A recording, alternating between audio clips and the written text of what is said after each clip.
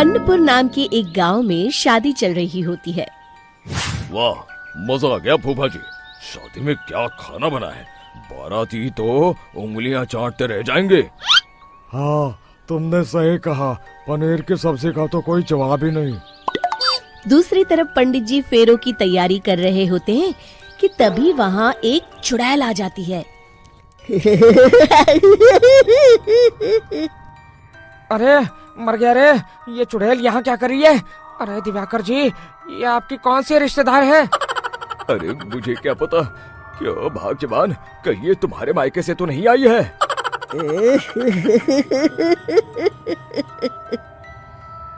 तुम लोगों की इस गांव में बारात लाने की हिम्मत कैसे हुई? मेरे रहते इस गांव में किसी की शादी नहीं हो सकती। अब तुम लोग देखो मैं क्या करती हूँ। अरे मर गया रे, मैंने सुना है ये जबान की पक्की है। भागो रे भागो, वरना ये चुड़ैल किसी को नहीं छोड़ेगी। हाँ, तुम सही कहते हो मोहन भाई, यहाँ से भाग लेने में ही हम सबकी भलाई है। देखते ही देखते शादी के मंडप में भगदड़ मच जाती है और चुड़ैल सब कुछ उजाड़ कर रख देती है। फिर एक दिन मोहन की शादी तय हो जाती है। अरे भाई, अगले हफ्ते मेरी शादी तय हो गई है, लेकिन इस चुड़ैल की दहशत के मारे तो मेरे हाथ पैर कांप रहे हैं। अरे मोहन, तुम्हारा दिमाग तो खराब नहीं हो गया? तुम अपने साथ साथ हम सब गांव वालों को भी बलि का बकरा बनाना चाहते हो? उस चुड़ैल के रहते तुमने अपनी शादी के बारे में सोच भी कैसे लिया? देखो गोपाल, डर तो मुझे भी लग रहा है, लेकिन उस चुड़ैल के डर से मैं जिंदगी भर कुंवारा तो नहीं रह सकता। तभी वहाँ मोहन के होने वाले ससुर आ जाते हैं। अरे ससुर जी, आप? देखो, अब तक मैं तुम्हारा ससुर बना नहीं हूँ और शायद बनूंगा भी नहीं। ये आप क्या कह रहे हैं? मैंने तो शादी का कोड भी सिलवा लिया है। मैं अपनी बेटी की शादी किसी अच्छे गांव में कराना चाहता हूँ। तुम्हारा गांव तो भूतिया गांव है। मैं तो क्या, अब तो कोई भी अपनी लड़की इस गांव वालों को नहीं देगा। इस तरह चुड़ैल के डर से उस गांव में किसी की भी शादी नहीं हो पाती। फिर एक दिन गांव के जमींदार अपनी बेटी की शादी करने का विचार करते हैं, लेकिन चुड़ैल के डर से उनकी भी हिम्मत जवाब दे देती है। अगर मेरी बेटी की शादी तय समय से नहीं हुई तो मेरी नाक कट जाएगी। मुझे कुछ करना ही होगा। एक सलाहकार के कहने पर जमींदार काशी से एक बहुत ही नामी तांत्रिक को अपने घर बुलवाते हैं, जो भूत चुड़ैल को पकड़ने में माहिर माना जाता था। जमींदार साहब, आप चिंता मत करिए। इस गांव की सीमा में प्रवेश करते ही मुझे उस चुड़ैल के बारे में सब पता चल गया था। आप उसे जल्दी से जल्दी कैद कर लीजिए ताकि मैं अपनी बेटी की शादी कर सकूं। जब वो चुड़ैल एक इंसान थी, तब ठीक उसकी शादी करने वाले दिन ही उसकी और उसके होने वाले पति की एक दुर्घटना में मौत हो गई थी।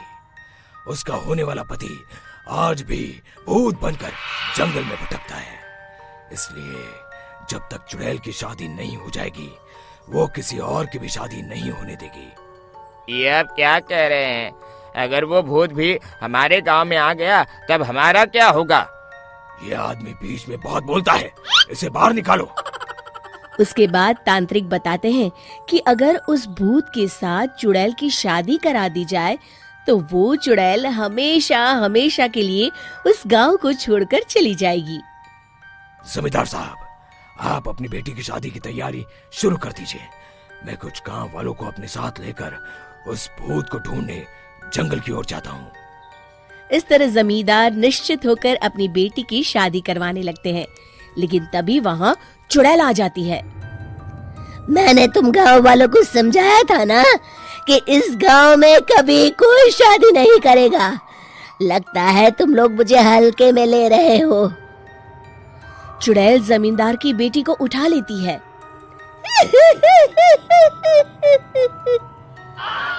अब देखती हूँ बिना दुल्हन के तुम लोग शादी कैसे करोगे।